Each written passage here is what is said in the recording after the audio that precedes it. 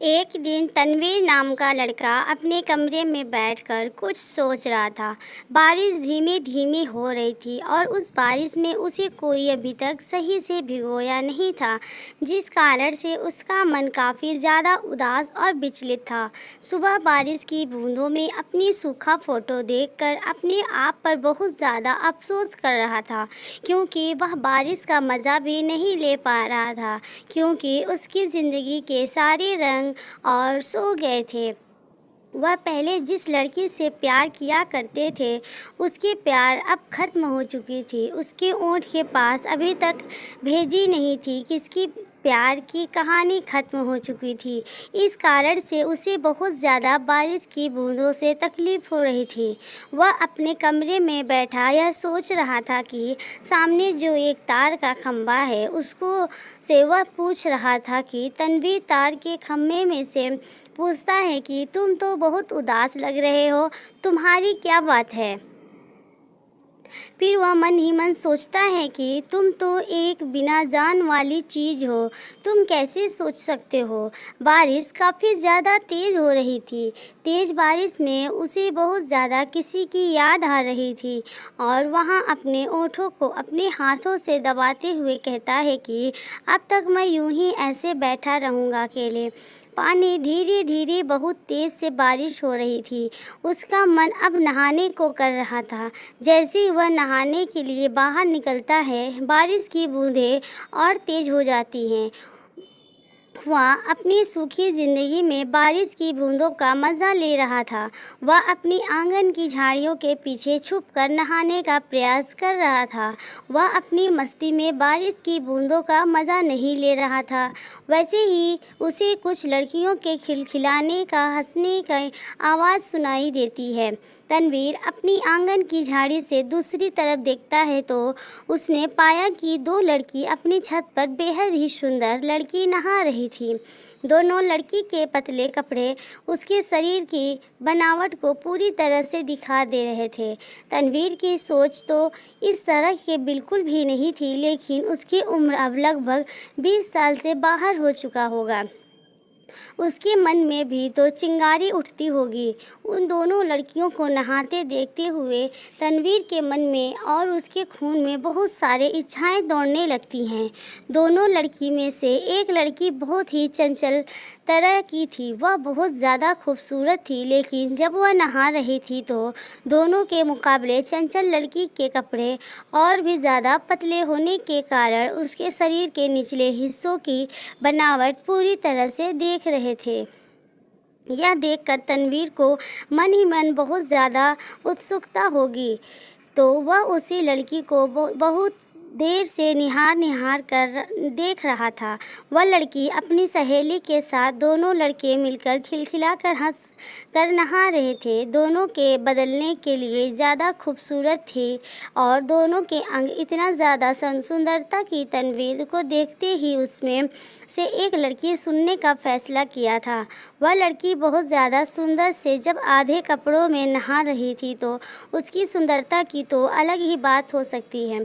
उसके कुछ देर बाद पानी का गिरना खत्म हो जाता है तो दोनों लड़कियां अपने कमरे में चली जाती हैं, लेकिन फिर भी तनवीर अपनी यादों को अपने दिल में समेट करो उसी लड़की को अपने कमरे में बैठकर ख्याल करने लगता है, माना कि वह लड़की को उसके घर के बिल्कुल नज़दीक में ही रहा करते थे, लेकिन उसका कभी मन और लड़की को देखने के बाद लगा ही नहीं और ना ही वह लड़की दोबारा कभी उस छत पर देखी थी।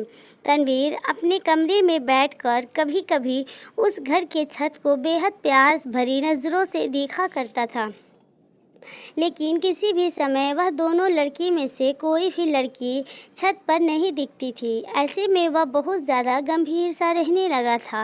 बारिश का समय था, दिन में कितनी बार बारिश हो जाया करती थी, लेकिन उस दिन के बाद से मैं दोनों लड़की को तनवीर को एक बार भी नहीं दिखा।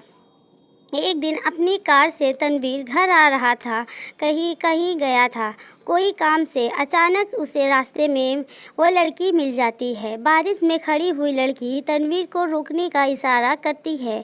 तनवीर को इस इशारा का मतलब बहुत अच्छी तरह से समझ में आ रहा था। तनवीर के जज्बातों से दिल में काबू नहीं था, लेकिन फिर भी वह अपनी कार के ब्रेक लगाई उसे अपनी कार में बैठाया। कार में बैठते ही वह लड़की तनवीर के साथ अच्छी तरह से बातचीत करने लगती है और कहती है कि क्या आपने मुझे कभी देखा है? तभी तनवीर कहती है कि हाँ, मैंने आपको एक बार देखा है। उसके बाद वह लड़की कहती है कि आपने मुझे कहाँ देखा है, बताइए। उसके बाद तनवीर कहता है कि एक दिन जब मैं अपने रूम में अपने घर के आंगन में नहा रहा था, तभी मैं आपको और आपकी सहेली दोनों को अपनी छत पर नहाते हुए देखा था। तभी लड़की थोड़ी सी शर्माते हुए बोली है कि क्या आपने मुझे नहाते हुए देखा है? फिर उसके बाद तनवीर ने उसकी जवाब को टाल मटोल करते हुए कहा कि आपको कहाँ जाना है, बताइए, मैं उतार देता हूँ। तो वह लड़की कहती है कि आप जहाँ चाहते हैं वहाँ मुझे उतार दीजिए, आप जहाँ बता दीजिए वही मेरी मंजिल होगी। फिर आगे बढ़ता है, फिर दोनों में बातचीत शुरू हो जाती है। अचानक वह लड़की तनवीर के पास छिपकर बैठने का प्रयास करती है। अचानक तनवीर को ये ख्याल आता है कि वह कुछ ज़्यादा ही उसकी ख्यालों में डूब गया है, तो वह तुम्हें नहीं पीछे हट जाता है और अपनी गाड़ी चालू कर लेता है। गाड़ी चलते जाती है। उसके बाद लड़की की मंजिल पहुंच जाती है। लड़की कहती है कि मेरी मंजिल तो आ गई है, मुझे यहीं उतार दो। उस जगह को देखते हुए तनवीर बहुत ज़्यादा आश्चर्यचकित हो गया था, क्योंकि वह जगह वैश्या का जगह था, जहाँ पर वह लड़की भी उसी धंधा में काम किया करती थी।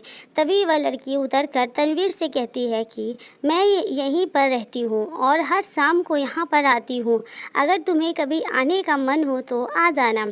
तनवीर बहुत ही गुस्से में अपनी कार की तरफ बढ़ता है और अपनी गाड़ी चालू करके अपने घर की तरफ निकल पड़ता है।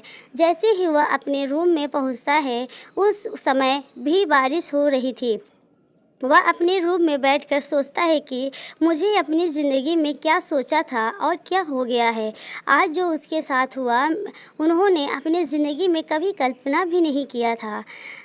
नोबेल कहानी पढ़कर आप सभी को कैसा लगा, नीचे कमेंट करके ज़रूर बताएं। इसलिए प्यार मोहब्बत सोच समझकर किया जाता है, न कि जल्दबाजी में। इसी बीच हम आपसे एक शायरी कहेंगे। लोग कहते हैं किसी एक के चले जाने से ज़िंदगी अधूरी नहीं होती, लेकिन लाखों के मिल जाने से उस एक की कमी पूरी नहीं होती। अगर ये वीडियो अच्छा लगा हो तो लाइक एंड सब्सक्राइब ज़रूर करें और कमेंट करना न भूलें। मिलते हैं अगले वीडियो में, तब तक के लिए बाय, टेक केयर।